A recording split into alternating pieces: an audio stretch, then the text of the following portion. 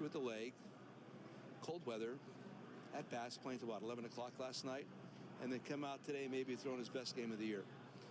Velocity, slider, curveball, split. How about his command?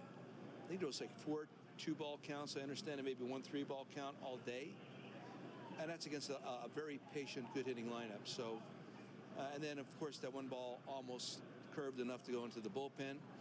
I just keep going on and on. I just hope that people understand how unusual it is what you're seeing, and please never take it for granted. Did he find another level today, hitting 100 on the gun, the way he was mixing up all of his pitches? I've talked about him before. Leave him alone. He knows what he's doing out there. I've pressed. I'm sure he's going to say how much he loved the idea and wanted to pitch at Fenway.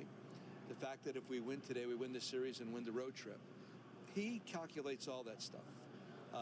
He's a very unselfish player. He knows when he performs, the team has a better chance to win, both when he pitches and on offense.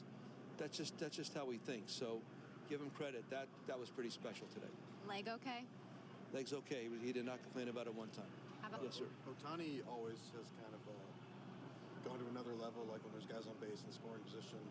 Today it seemed like it was especially kind of ridiculous. Yeah, I mean, if you remember the situation, running around second base, 2 outs, here came Devers, and that had been a situation last year when I considered to walk Olsen, and he wagged his finger at me, if you remember that. I learned my lesson. So my point is, I know he knows what he's doing.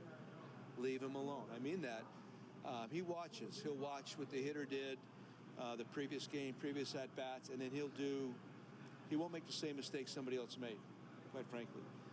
He's a great observer. He plans himself, which he should. Nobody should plan for this guy, ever. This guy understands what he's got, and he's that good. The only player that knows what Shohei Ohtani is going to do is Shohei Ohtani. I want to ask you, talking about historical quantifiers, how important is it to really let everybody know, including us, remind us what we're watching right now?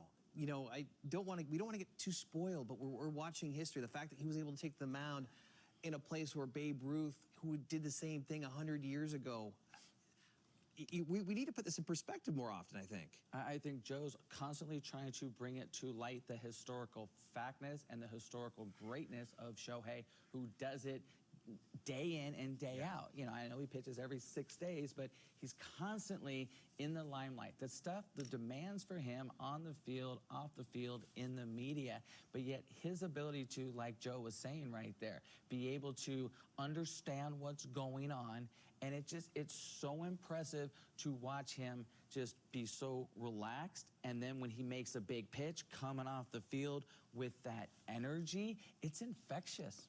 It's awesome to watch him empty the tank when he knows this is his last inning or last batter. As we mentioned against Story, he goes 95, 97, cranks it up at 98 on his 99th pitch of the game. Going to take our final time out here in Angels Eye postgame, coming at you from our Santa Monica studios. When we do come back, we're going to preview an upcoming 6-game